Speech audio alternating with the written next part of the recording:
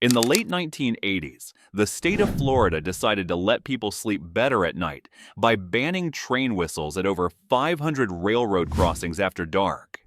Sounds reasonable, right?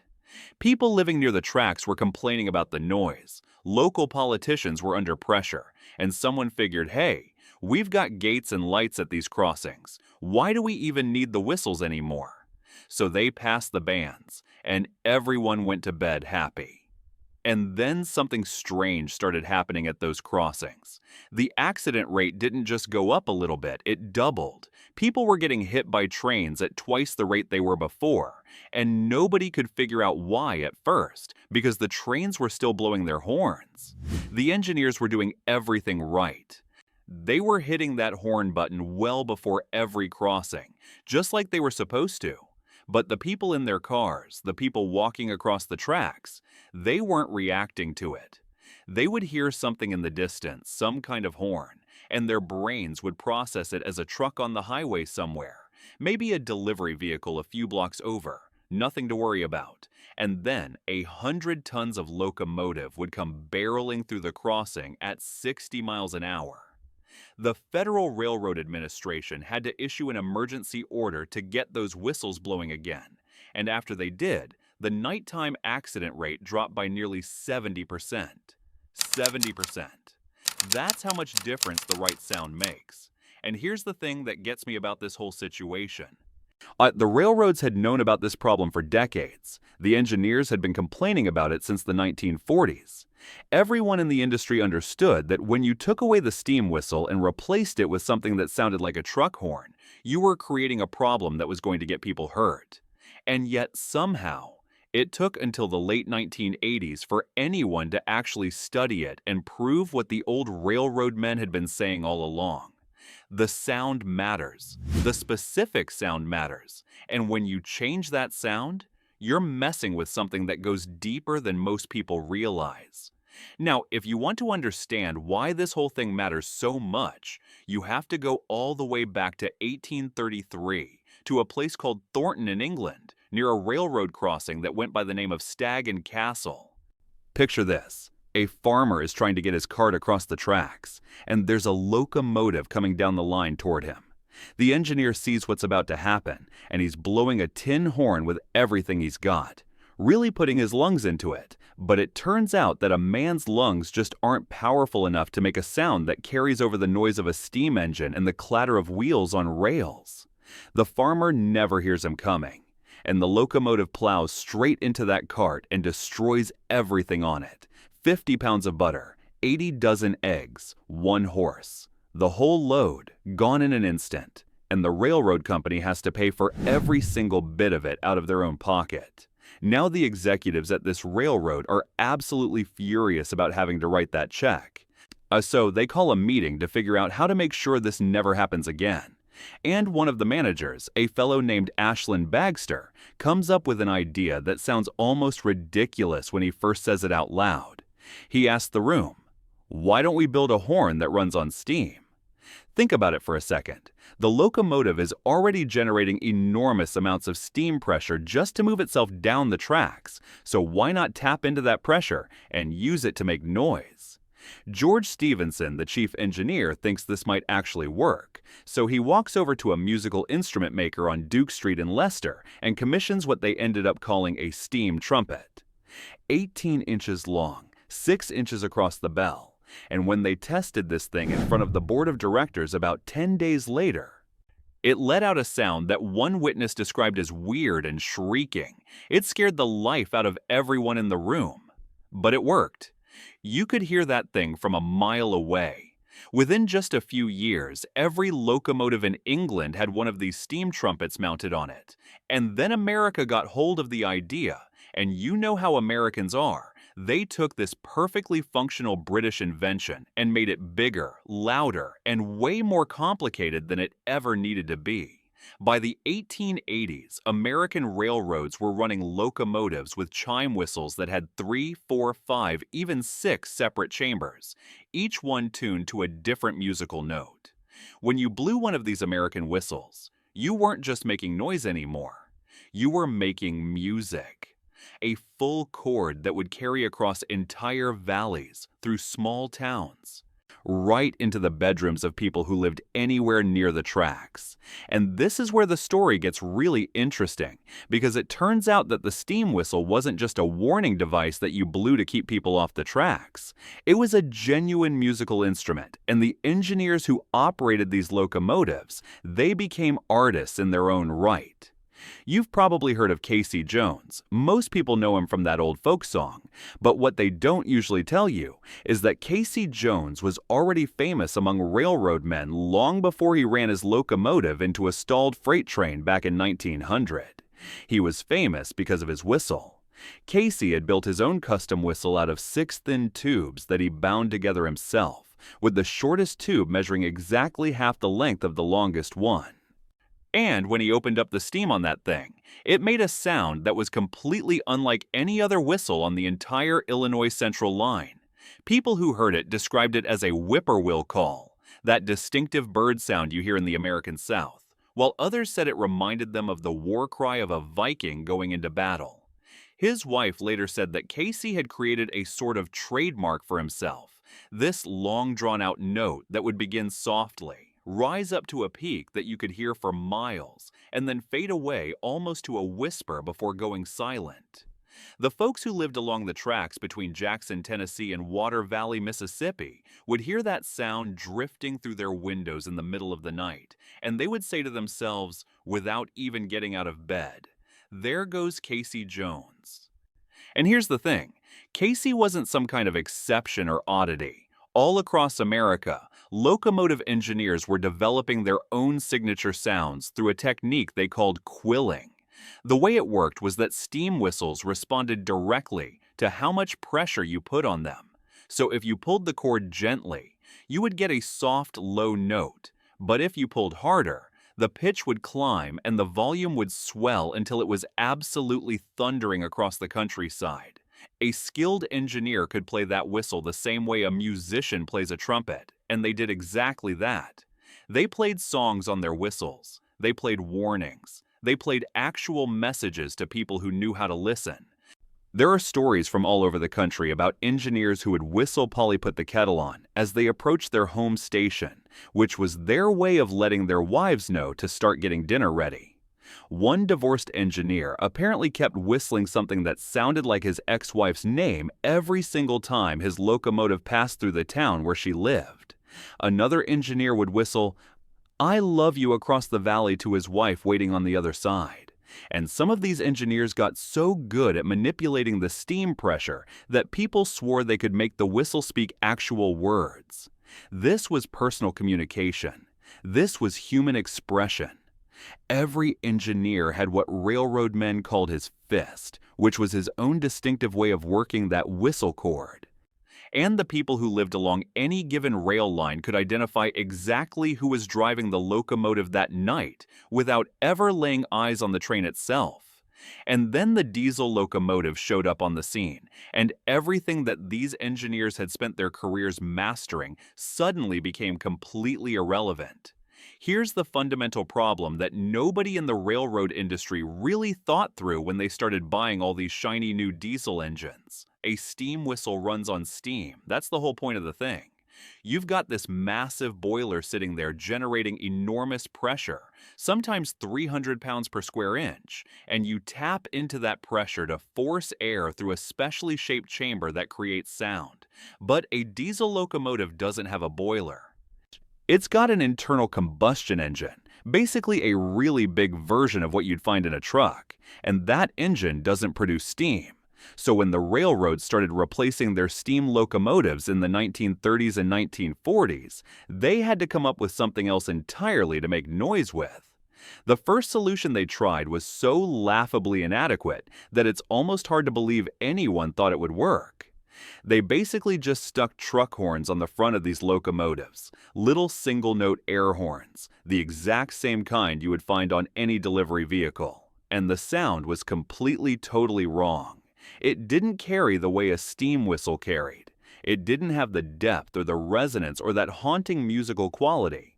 It sounded like exactly what it was, which is to say it sounded like a truck. And this is where the real tragedies started piling up.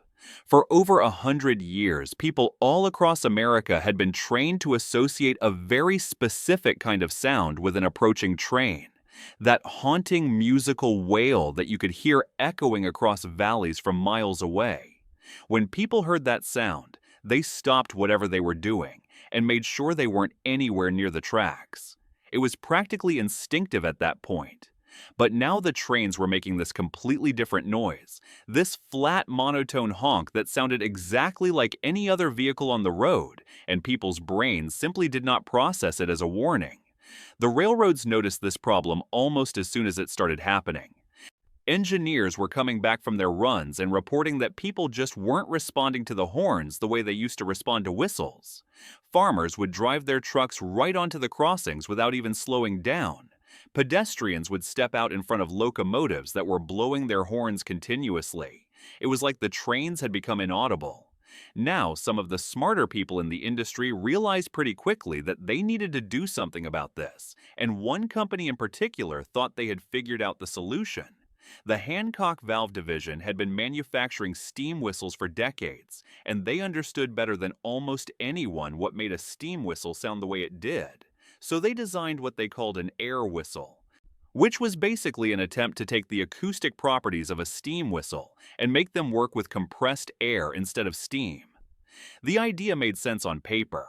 You would take a whistle chamber shaped more or less like a traditional steam whistle, with a proper bell and resonating cavity, and instead of feeding it steam from a boiler, you would feed it compressed air from a tank. Hancock built these things and started selling them to railroads in the late 1950s, and for a brief moment, it looked like they might have actually solved the problem.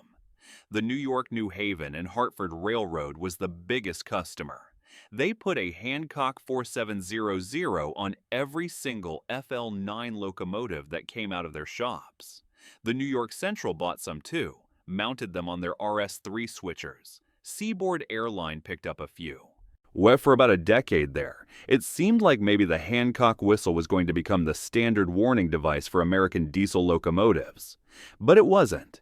The Hancock whistles had problems that became more and more obvious the longer they were in service. At high speeds, they were genuinely difficult to hear. A steam whistle produces sound in a very particular way because when hot steam exits a whistle and hits the cold outside air, it condenses almost immediately, and that condensation actually changes the acoustic properties of the sound wave. The tone shifts and deepens and gains this quality that engineers use to describe as having depth. Compressed air doesn't do any of that. It just comes out flat and thin and doesn't carry nearly as well over long distances. The engineers hated the Hancock whistles for another reason entirely, which was that you couldn't quill them. The whole art of working a steam whistle, that personal touch that made every engineer sound different, that fist that people along the rail line could recognize in the middle of the night, none of that was possible. You pushed a button, you got a sound, and that was it. By the late 1960s, the major railroads had given up on the Hancock whistles entirely. The only places where they survived were steel mills and industrial switching yards, environments so noisy that any warning sound was better than nothing. On the main lines, they disappeared completely, and the railroads went back to using conventional air horns while they waited for someone to come up with a better solution. Meanwhile, up in British Columbia, a man named Robert Swanson was working on a different solution entirely.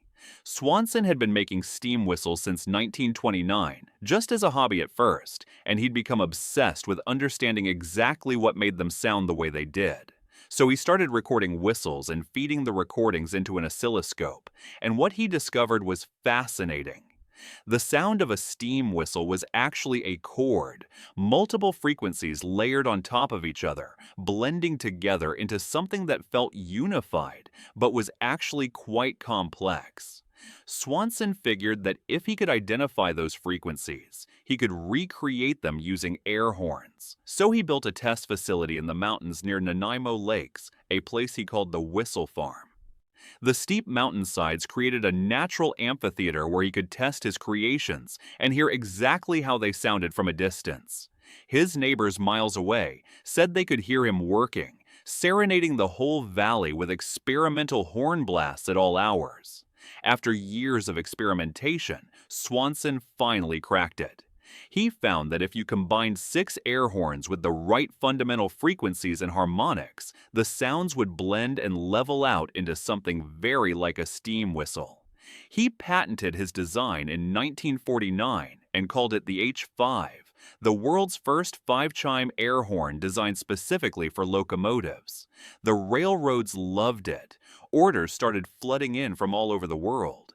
Swanson founded a company called Airchime, and it became the dominant name in railroad air horns in North America. The Canadian Navy used his horns. The British Coast Guard used them. He even built the heritage horns on Canada Place in Vancouver, the ones that play the first 4 notes of O Canada every day at noon. But here's the thing that Swanson himself understood, even as his business was taking off. He had recreated the sound of a steam whistle. He had not recreated the experience, because Swanson's horns, as good as they were, still operated on compressed air and still used push buttons instead of pull cords, which meant that quilling was impossible. You couldn't vary the pressure. You couldn't shape the sound. You pushed the button, you got the chord, and that was it. Every engineer sounded exactly the same. One old railroad man put it perfectly. He said, "The whistle still talks, but it can no longer sing." And the older engineers, the ones who had grown up on steam, felt that loss deeply. They had spent years developing their fist, their personal style, their signature sound. And now it was gone. Every locomotive sounded like every other locomotive. The Norfolk and Western Railway held out longer than anyone. They called themselves the Alamo of Steam, and they meant it. While every other major railroad in America was switching to diesel in the 1940s and 1950s, the Norfolk and Western kept building steam locomotives at their shops in Roanoke, Virginia. Their engineers kept quilling their whistles through the mountains of Appalachia. Their Y6B compound locomotives kept hauling coal trains with that beautiful, mournful sound echoing off the hillsides. Part of the reason they held out was practical. The Norfolk and Western hauled coal. Their entire business was built on coal. Switching to diesel felt like a betrayal of their own customers, and their steam locomotives were genuinely excellent. They had refined the technology to an incredible degree. In head-to-head tests during the early 1950s, their Y6B locomotives actually tied with diesel engines in performance. The steam locomotive was losing on economics, pure and simple. But by the late 1950s, even the Norfolk and Western couldn't hold out anymore. The parts suppliers were disappearing. The skilled workers who knew how to maintain steam locomotives were retiring, and the economics were simply too brutal. A diesel locomotive could run 3 or 4 times as many miles as a steam locomotive before needing maintenance. On May 7, 1960, a Y6B locomotive numbered 2190 pulled a coal train out of Williamson, West Virginia. It was a routine run, nothing special about it. But when that locomotive returned to the yard that evening, there were diesel engines waiting to replace it. The hostler dropped the fire, and Y6B 2190 was set onto the scrap track. It was only 9.5 years old, and it was the last steam locomotive to operate in regular service on a major American railroad. The workers in Roanoke felt it immediately. The shops that had employed thousands of craftsmen for decades went quiet. The sound that had defined that valley for generations simply stopped, and it never came back. Today, if you stand at a railroad crossing anywhere in America, you'll hear something. The law requires it. Federal Railroad Administration rules say that locomotives must sound their horns at least 15 seconds before entering any public crossing. 2 long blasts, 1 short, 1 long. Every train, every crossing, every time. And the sound you'll hear is probably a K5LA, the 5-chime horn that Robert Swanson's company developed for Amtrak back in the 1970s. It plays a B major 6th chord. It's loud enough to hear from a mile away, and it does its job. People know that sound means a train is coming, But something else is gone.